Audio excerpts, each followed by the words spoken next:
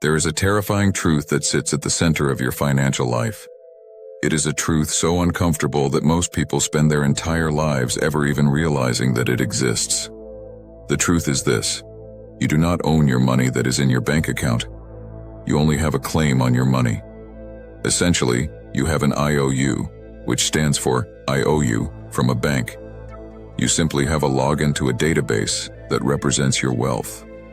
But if the bank fails, if the government orders a freeze, or if the exchange you trust turns out to be a fraud, you discover the difference between custody and ownership instantly. Because our history is full of lessons like this. From the gold confiscation of 1933 to the collapse of modern crypto exchanges like FTX and Celsius, the story is always the same. It was safe until it wasn't. In our previous videos, we discussed the discipline of low-time preference and the mental fortress of stoicism. But mental discipline can be shaken very hard if your assets can be seized, frozen, or stolen by a third party. You cannot be an absolute stoic master if you are a financial serf. Today, we are going to discuss one of the most critical steps into the mindful gains journey. This will be one of those Bitcoin orange pill moments. The moment when you can take total and absolute responsibility over your own financial life. Today, we are going to talk about self-custody. Satoshi Nakamoto, the creator of Bitcoin, identified the core rot of the modern financial system in one phrase: trusted third parties, in which a trusted third party is a security hole. One of those security holes is a bank, and second security hole is a crypto exchange in this instance. Why? Because they require permission if you want to move your funds. It is as, you must to ask to spend your own money, and you must to ask to withdraw your own savings. And that permission can be denied at any moment if they decide so. When you leave your Bitcoin solely on an exchange, you are engaging in a risky high-time preference behavior. You are choosing the convenience of a simple login over the security of true ownership. You are trusting a CEO you have never met, with a database you cannot audit, to hold the fruits of your hard-earned labor. This is the antithesis of sovereignty. It is dependency. We saw this with collapse of Mt. Gox. We saw this with BlockFi. And we saw this with FTX. Millions of people who thought they were investing in the future, lost everything because they trusted a third party. They bought the right asset, but they held it in the wrong way. Self-custody removes the middleman. It puts your asset directly in your control. There is no CEO to call. There is no password reset available. There is only the math, the code, and you. To understand self-custody, you must understand what Bitcoin actually is. Bitcoin is not a stored file on your computer, and it is not a coin in your vault.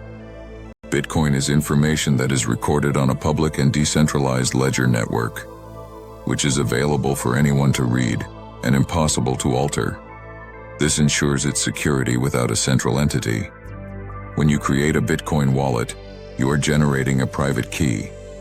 This key is usually represented as a list of 12 or 24 words. This is called your seed phrase. These words are not a password to your money. These words are the money. Whoever knows or has access to these words owns the Bitcoin. If you memorize them and cross a border with nothing in your pockets, you are enabled to transport your entire net worth stored just in your mind. This is a capability that has never existed in human history before. Gold is heavy, and it can be seized at a checkpoint. Cash can be confiscated and access to your bank account frozen, and real estate cannot move. But a private key, it is pure, unseizable information. This is the ultimate realization of property rights. For the first time, you own something that cannot be taken by force, only by coercion.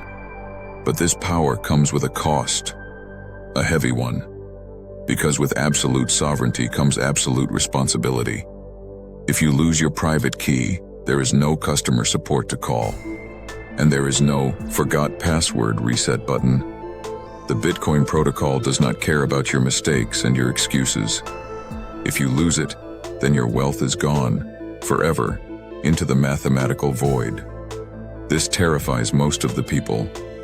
We are socialized to be dependent. We usually want to play it safe and have the safety net, and we want someone to blame when things go wrong. This is why self-custody is the ultimate Stoic test. It asks you, are you in charge about yourself and your well-being? Can you take the driver's seat and be trusted with your own life? Many people say no, because they don't like to think for themselves. They prefer to keep and delegate their assets to the exchange. They choose the illusion of safety. But the mindful gains practitioners understands that safety without sovereignty is a prison. The burden of holding your own keys is the price you pay for the absolute freedom. And like lifting heavy weights, this burden makes you stronger. It forces you to be more organized. It forces you to be more thoughtful. And it forces you to treat your wealth with the reverence it deserves. So, how do we execute this practically? We do not trust private keys to our phones. And we do not trust our private keys to laptops, because they are connected to the internet and they are vulnerable to the chaos of the online world. We use a hardware wallet. This is a small, specialized computer designed to do one thing: hold your private keys offline. It never touches the internet, and it is like a vault that fits in your palm. The setup process for individuals is a ritual. It is a modern, your own financial ceremony of independence, in which you generate the words offline. You write them down on paper, analog and disconnected from the internet. You verify them. And then, for true and lasting low-time preference, you etch them into steel plate. Because paper burns, while ink fades. But steel, it lasts. When you engrave your seed phrase into a steel plate, you are thinking in decades. You are practicing low-time preference in the physical realm. You are ensuring that your legacy survives fire, flood, and the time itself.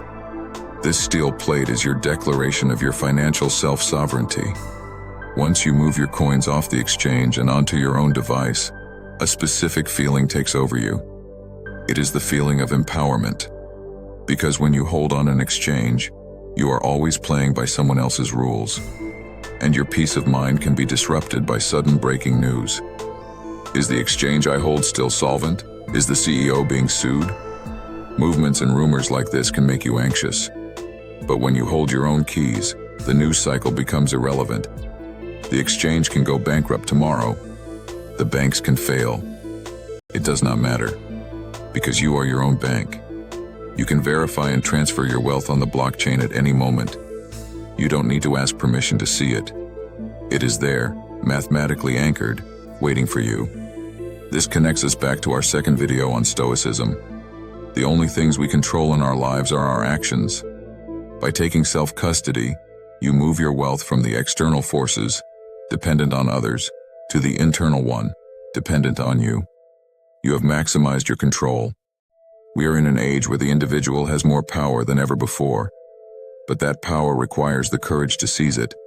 Self-custody is not just a technical step. It is a rite of passage.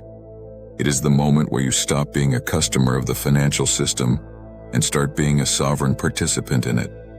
Do not wait for the next crisis to act.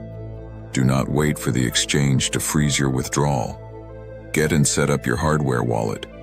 Write down your words and secure your financial future. You have built the low-time preference mindset. You have built the mental armor of Stoicism. And now, you have built the vault for self-custody. You are no longer just an investor. You are a mindful gains architect. In the next video, we will explore the final pillar of our foundation, the ethics of money. Why is Bitcoin not just good for your personal savings, but is also good for the world?